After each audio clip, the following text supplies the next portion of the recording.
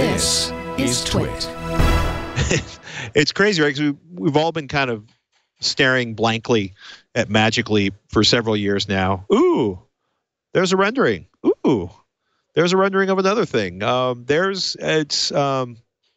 finally, announced the developers edition. They've releasing. It's out. It's there's a sentence in my head here, yearning to breathe free, which is basically that $22.95.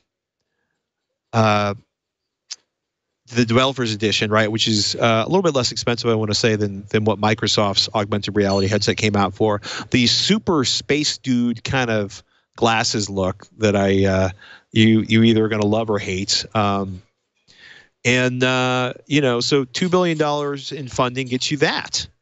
And it's an augmented reality situation. So you're looking through the goggles. It's they start talking about the quote technology used in this, which involves magic pixie dust and super special light action. But basically, it's very similar.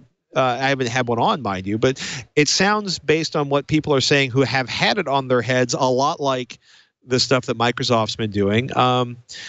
What's crazy about this is, it's less than the Microsoft HoloLens. It's $2,300 for kids too, right? Yeah, and I agree. And it's certainly the early days of the Oculus was expensive, but it's only going to be sold in 6 cities, and it's only going to be sold in a white glove kind of service. The service is called Liftoff. They're doing it with a startup called e-commerce, and they basically are going to come to your house and make sure it fits you properly, or make sure you have the right size device. Chicago, Los Angeles, Miami, New York, San Francisco, and Seattle. They're going to add more many more unquote cities this fall. Yeah, I checked my zip code yesterday. I can have one shipped here. So Dallas is on the list as well. But what's really concerning about that, if that, and come on, I'm a big VR fan. I'm a big AR fan. I am not a Magic Leap fan. I don't have any problem telling you that at all. I think, they have lied to people repeatedly. Their demos have been less than impressive, and that's probably the nicest word I can use. And so when you look at this white glove service to come fit this stuff to your head, that tells me one thing, right? That tells me that the way their lens setup works on their headset is very, very finicky, right? Yeah. So if they got $2 billion and they still have not figured out how to make this work without coming out and have somebody fit it to your head, I think there's some big issues with the technology there. And you're showing on screen right now, you're showing the expandable, right? You see the headset and the way the way they expand. And there's the nose pieces. So so what exactly is a white glove coming out? What's he going to do? Adjust the headband for you? I don't understand that. So that tells me that there's some alignment issues and the way that it fits to your face and how it has to be exactly right for it to work correctly. And I would suggest that is tremendously concerning. And I'm with you on that one. The other thing is it's funny because they kind of did the same thing that Microsoft did, because Microsoft did these amazing demos when they launched their augmented reality headset.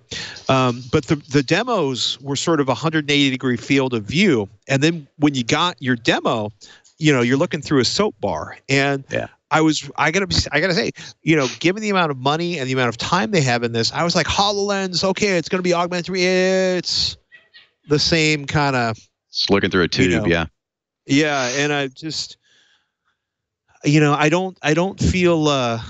The words revolutionary and life-changing don't come to mind. No, not at all.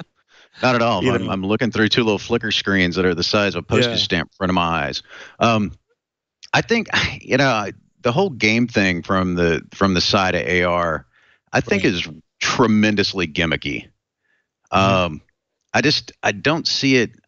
I mean, the first time you see it, you go, wow, that is really, really cool. And then about 10 minutes, are climbing over my coffee table. Yeah, exactly. But 10 minutes later, you go, okay, well, that was neat. What else you got? And there's just not a whole lot of what else you got there. When you look at VR transporting you to an entirely new world, right? Right. that will totally totally immerse you in something else and make you forget where you are. You know, you're still just, do I still want to be, do I want to put out $2,000 for this and still sitting there looking at my living room? Well, okay. as you mentioned earlier, it is the developer's version, and developer's versions always, they're early and they're more expensive. Yeah. You know, I love the fact that, you know, finally there's something to do with Integra X2.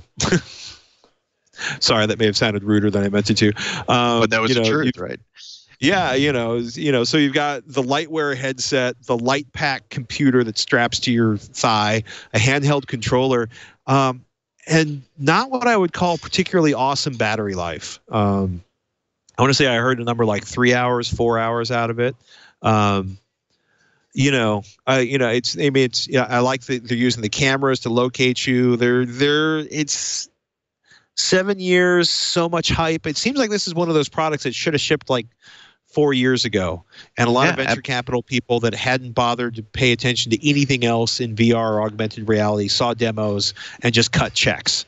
You know, as much bad things as I could sit here and tell you about that, when you look at that equipment and you look at the technology behind it, it is not inexpensive, right?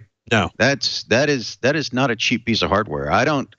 I think for this augmented reality thing to really happen at a consumer level, you're still looking at a $300 device, quite frankly. And I just don't think that's where this is going to end up.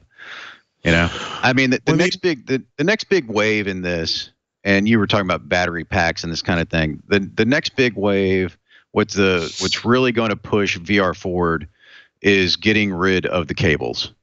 And if you've had a cableless VR experience, it is so tremendously different and bigger and better. Yeah.